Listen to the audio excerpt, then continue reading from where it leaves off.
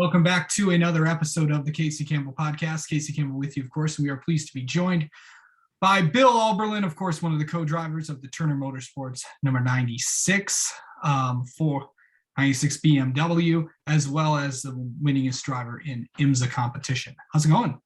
It is going great. We're getting ready for Long Beach. I mean, this is kind of my home race, my home track, and I'm excited. You've been doing this. You've been doing this all your life. What's the biggest thing about going to Long Beach that you most enjoy? Well, you got to imagine it was 1975. I was there for I think the very first one ever. I was this 7-year-old kid walking around with an old tape recorder. I tape recorded the sounds. I went home. I listened to them. I could tell when it was this Ferrari Formula One car or the Renault Formula One car. And it hooked me, right? And never did I ever think I would be going to Long Beach to race. And many years later, I wound up going there in Formula Atlantic. I wound up going there in IMSA GTU. I wound up winning it twice. I'm on the podium, probably 6-7 times now. So it is amazing. And it is my home track. And when I go down there, all my friends come and family come. It's a great celebration. Yeah, for sure. How has this season gone for you guys this year within the Turner camp? It's going sort of as expected. We launched our brand new M4 GT3 car, which is cutting edge in technology. Like, it is all brand new. When you look at the body is beautiful. When you look under it, it's incredible, right? There was a lot of hype about this car coming in, so I think IMSA was a little bit afraid of it. So they put us in Daytona with a real reduced power and the heaviest car in the field, essentially. We had no chance there, but it was 24 hours. We were just going to do our thing, and we had little teething problems there. Then IMSA gave us a tiny bit of power upgrade going to Sebring. We led most of the race, I think, in GTD.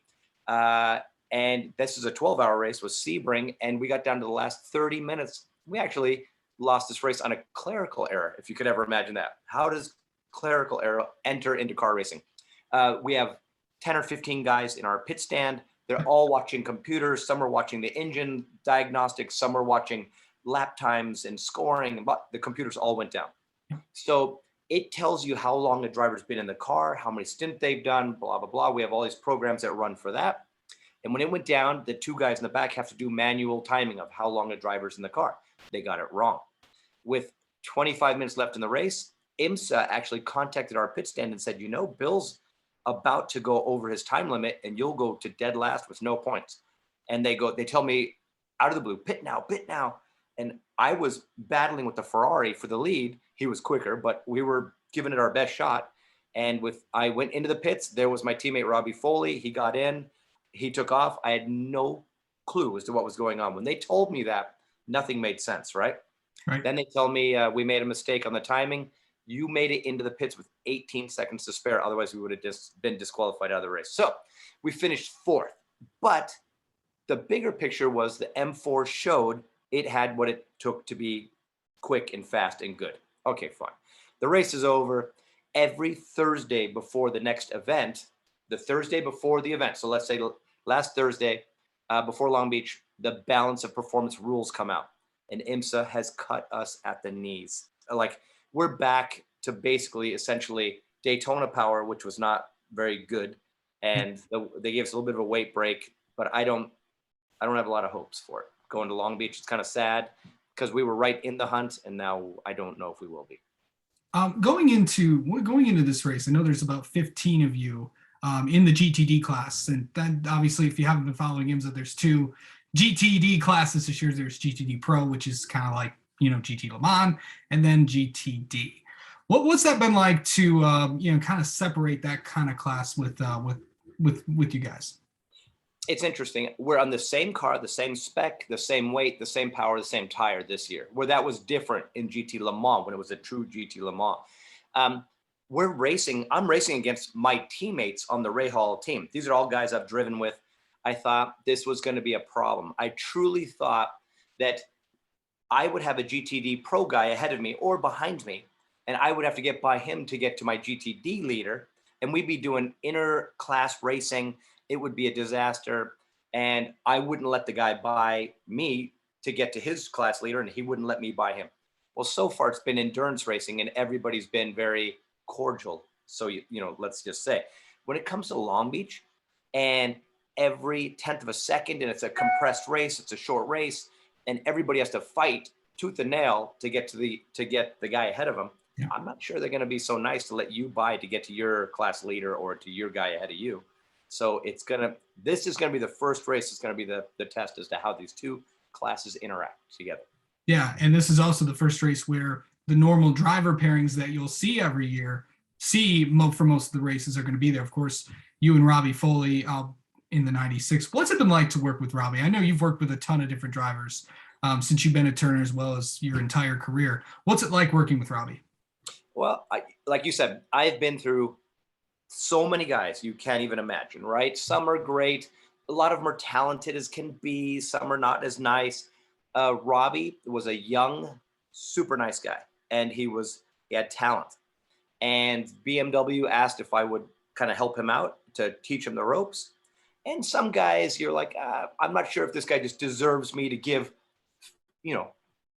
40 years of racing experience to. Robbie is that guy. Robbie is humble, nice, fast.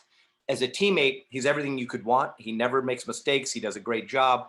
I have poured everything that I know into this kid. I want to see him become a champion.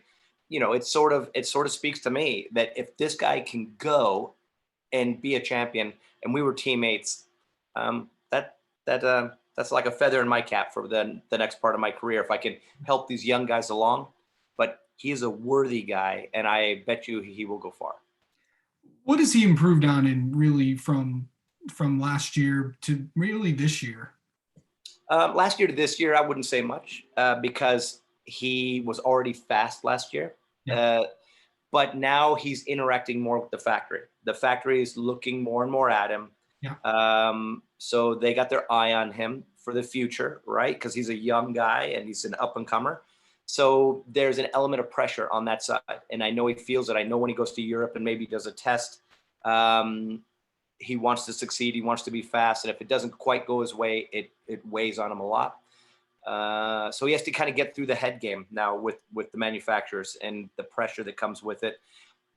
But a lot of times things don't affect him so much, which is good. I was always envious of the guys that could just go and stuff their car into a wall and walk away, and they go, what's for lunch? That would weigh on me for like the next week. I'd be like, no, I can't believe I wrecked a car, So to have that mindset where you could just sort of brush stuff off and keep trucking, that keeps that stopwatch going fast, meaning you will keep a good lap time. If you start to worry about hurting a car or not performing right here or there, it shows in the lap time, and that is a quick way out of your job.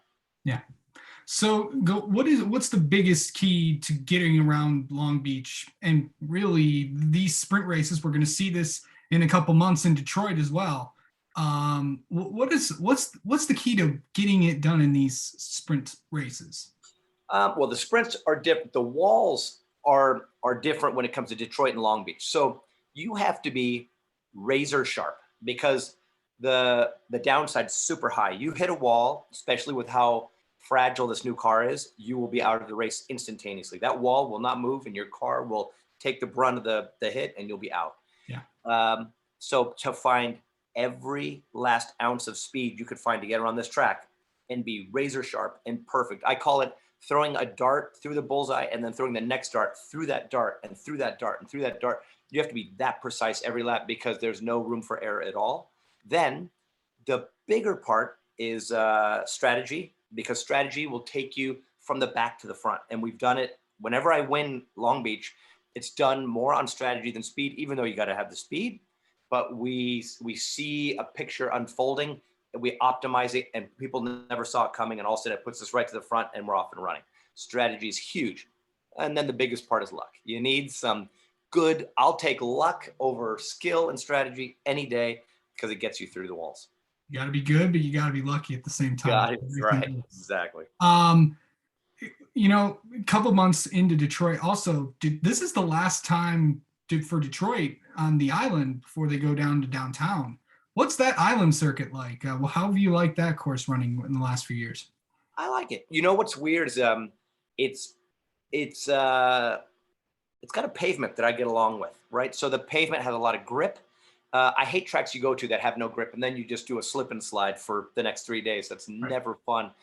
Detroit, like Long Beach, develops, and it just keeps taking that rubber in, keeps getting faster. And when I love it when you can just rail it through that wall, and you're headed right to the wall, and all of a sudden the car finds this mythical traction that you don't know where it came from.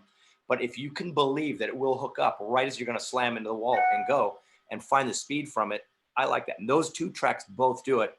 And then the turn 1, 2, 3, 4, 5 of Detroit's really fun for me. I like it. What's it like working with, with young drivers? Of course, you've been with BMW for most of your career. What's it like working with them and, having them in sports car racing where all these drivers could go everywhere else? What's it like working with BMW on that? That's good. I mean, you got to watch out. I mean, on one hand, you need this young guy to bring a certain element to the programs because you want to win. If he's too slow, then you can't win. If he doesn't have the experience, he's going to crash, can't win. So you need to elevate this guy up to a certain level so you can win. Certain guys, that's where you want to just leave it there because they're all coming for your job. Every single off season, we're going to have a test and we're going to bring in new kids. And these new kids are brought here. BMW say, oh, it's for a test. We're testing some new people. It's because these guys are supposed to be the fastest guys in the world.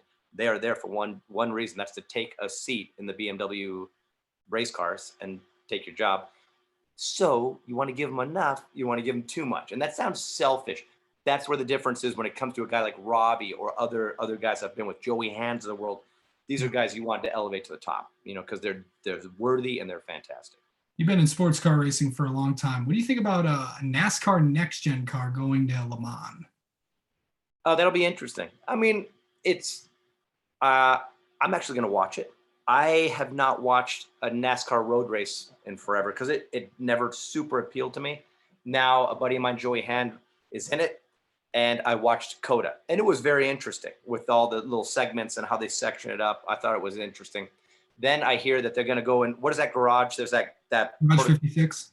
Garage 56. That's where it's going to be. It's going to come out of, right? The NASCAR. Yeah. Yep. And I'll be interested to see. I'll bet you it's going to rip down the straight. It's going to struggle in the corners, but I guess they're reinventing a piece of history. Is that kind of what it's about? I think so. Yeah. Yes. Yeah. So it'll be cool. I mean, imagine that thing on the track, trying to corner when a LMP car is coming by. It's going to be through the Porsche curves. There's going to be such a speed discrepancy. It's going to be insane. Yeah, it is. And it's also the 100th anniversary of Le Mans as well next year. So. Is that true? Oh, that's cool. It is. I can't wait till we get to go back if they ever let the GT3 stuff come back there or whatever. Well, they're letting everybody go back into. Well, we got the LMDH class, so I know. So BMW be back there. BMW will be back there. I just want to get back there. However we get there. So. Yeah. But going into this weekend at Long Beach, what do you feel like you guys really have to do to get to where you want to go and have a good result on the day? We've already had we had a big long engineering meeting a week ago, and we talked about every after our first Daytona race, they took the car to the shaker rig. They went through all the spring evaluations, all the damper evaluations, and then we went to Sebring and we utilized some of them. And after that weekend of Sebring, we went over all the engineering. What do we think is going to work? Where do we want to start? How aggressive? Because we talked about that the track's going to evolve, so it's going to grip up. In the beginning, it's going to be loose, and the car's going to be too free.